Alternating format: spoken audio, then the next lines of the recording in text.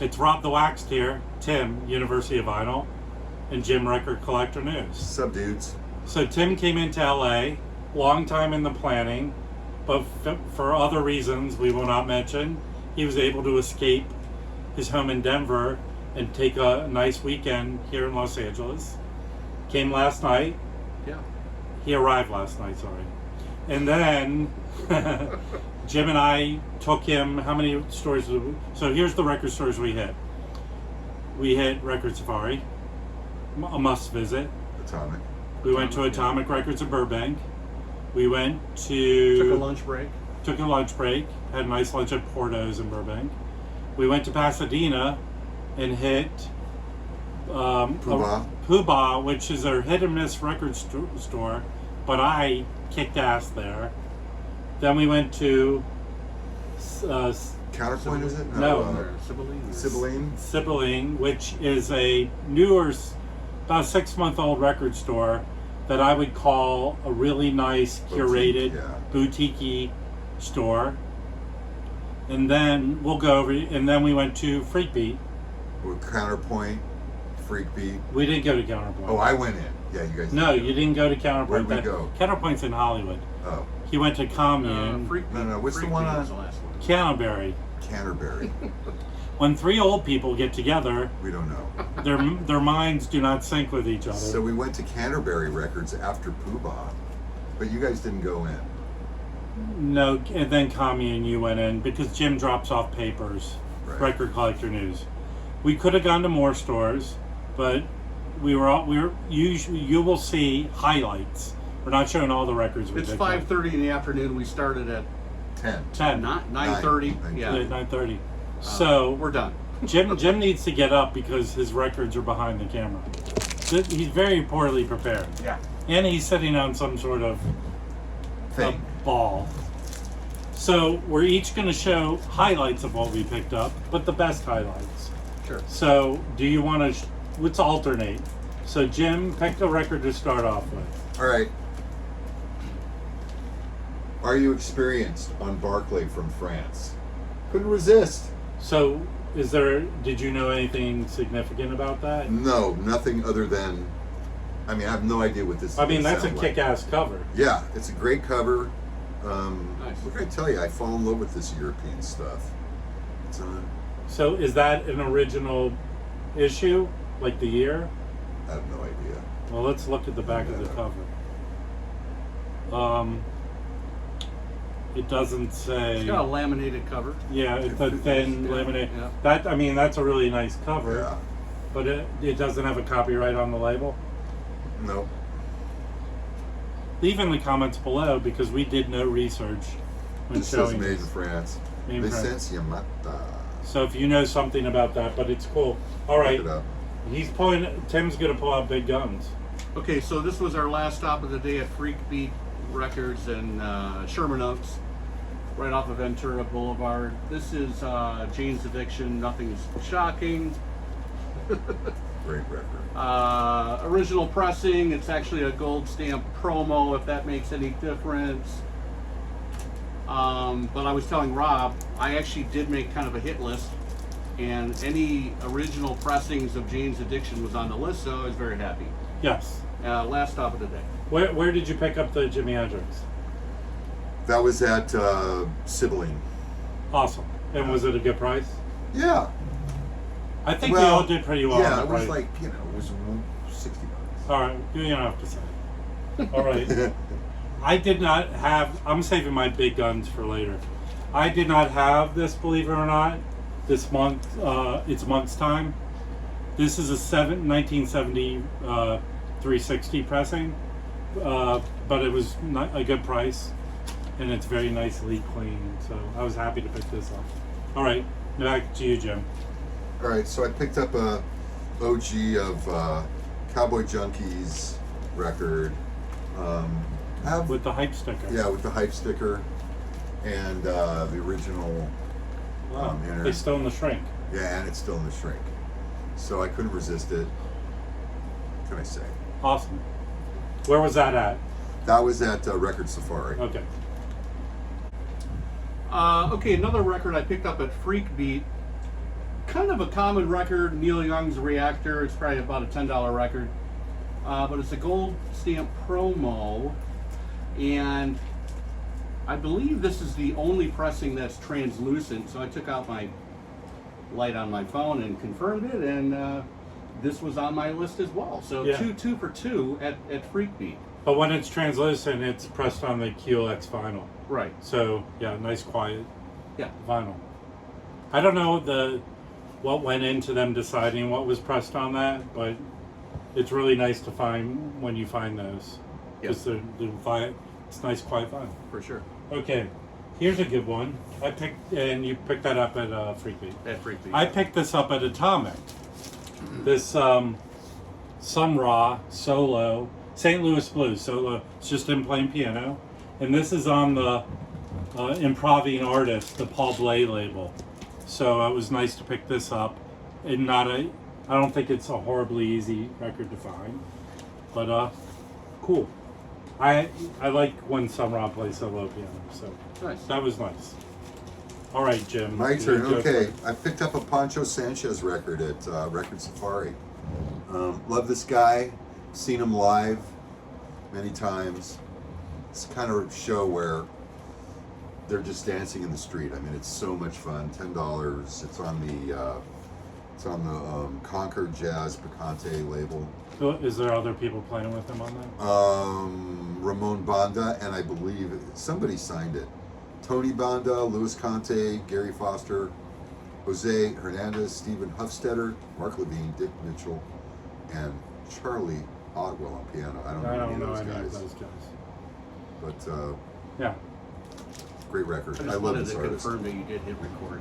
Yeah, you did. See, yeah, you can see the technology is hard, guys. Okay, so this was not on my list, and I know that Neil Young is gonna. These are all being re-released, reissued. But 1994, Sleeps with Angels. The nice thing about this is it is spread across 2 LPs, so it's not going to be all squeezed into one record. But this is a great record, and this was in Pasadena at Sibling. Really well curated shop. By the way, I'm going to be doing my own video, folks, so I have agreed to be a special guest in this, but stay tuned for my video too. Right. Yeah. Anyway, but yeah, fun finds. Scoot over a little, Jim. Hello. Yeah, well, don't wreck your back. I just want you to fit in frame. All right, I picked this up at Record Safari. This is Coleman Hawkins alive at the Village Gate, not Van Gate, Village Gate. Vanguard. He's playing. No, it's the Village Gate, another club. Gotcha. This is on Verve, and he's playing with Tommy Flanagan, Major Holly, and Ed Locke. So this was a nice pickup, very nice condition. So happy with that. Jim. Another sibling buy. Here we go. I don't have it. I had to have it. Nice. Yeah. I like that What's store. the title of that run? This is just Duty Now for the Future. Yeah. Great He said record. duty. Awesome. Okay, another one in Pasadena at Sibylline. Scott Walker, Scott 2. It's a mono UK original. Let me move that closer. These are great records. Scott had 4 of these. Scott 1, 2, 3, and 4. I already have. I've got a reissue of 3 and 4, and fun to get an original of this. So Is he British or U.S. or American? he's an American that moved to the UK. He had this group called the Walker Brothers. His real name is Scott Ingle.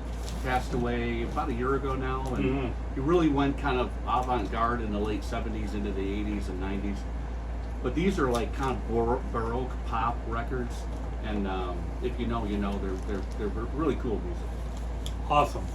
Okay, so now some killer stuff. Here's a record I picked up at Pooh-Bah, and Pooh-Bah is very hit or miss, but when I score there, I score. So here is a Nathan Davis record from 1987 on Hot House Records. Whenever you see a Nathan Davis record, they're very hard to find. You pick it up. And the name of this record is London by Night. And I'm very happy to have found this. Again, all of his records are hard to find, and I thought the price was pretty good. So happy with that one. And Kenny Drew's on there with him, and Jimmy Wood, and a couple other guys I do not know. So awesome. Cool. Yeah. All right, Jimmy. All right, here's something weird I picked up at Poobah. This was $10, and it's this, and it's the 3 records of Shut Up and Play Your Guitar, but it's not in a box or anything. Did it come in a box? Well, You have it already. I have a box, but Huh. this doesn't have these inside. These individual Yeah, covers. those individual covers. So I don't know. They I were don't just know. like in inner sleeves in the box, or No, there was, yeah, the box is just inner sleeves. Huh. Different inner sleeves. Well, did you buy that new? This I bought new. Oh, wow. 100 years ago. There's gold stamp promos on those sleeves. Yeah, they're all gold stamp Yeah. promos. But why are And it was- they individual? Did they come out as individual records? Maybe. Yeah, I they look- did. You but- know what? It looks like they came out as individual records because they're all gold stamped promo. Yeah. okay. They did come out as individual records, but I think that's what After, this At is. any after rate, they did the box, they they put them out. if so, I have 1 copy of this, and then 2 copies is more better. The best way to understand is Frank Zappa is his favorite artist, and he has at least 2 to 8 copies of each record that he put out. So, They're not exactly the same. There's small differences. right. There's less cocaine on those. All right. Okay, last record for me. I think we're doing 5 each. Well, I'm gonna do. Oh yeah, he's gonna do more. This was something that Rob recommended that I should pick up. This was in Pasadena at that Sibylline shop. So looking forward to. Yeah, it's really good. And this is Yeah, a listening to this. 70s pressing, but these McCoy Tiner Impulse Trio records are just killer. They're just so good. There was another dude in the record in the shop who definitely kind of ratified to purchase it. Oh yeah, Chef's Kiss, McCoy Tiner on Yeah. Impulse. Pick it up. Beautiful. Okay. This was in Sibylline. So they had been showing Mal Waldren records on their Instagram, and someone bought the one I went in there to get. The owner of the store said, well, yeah, we bought a whole collection with tons of Mal Waldren. Obviously, I asked about the ones that are very hard to find.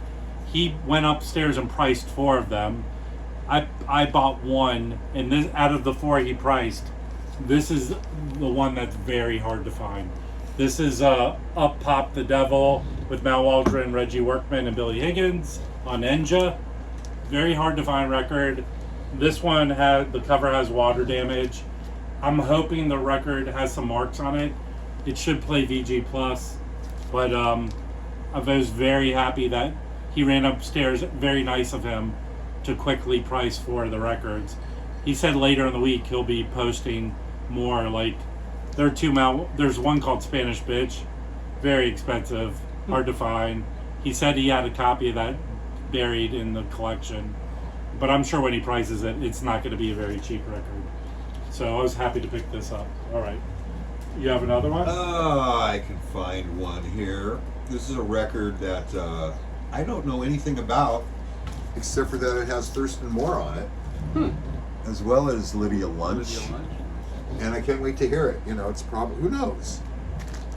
It wasn't that much though. Yeah, it was inexpensive, and I thought I'd give it a shot. Pretty much anything with Thurston Moore on it, I would buy. So who knows? I'll let you know next time. You grabbing another one? I'll grab one more. Okay.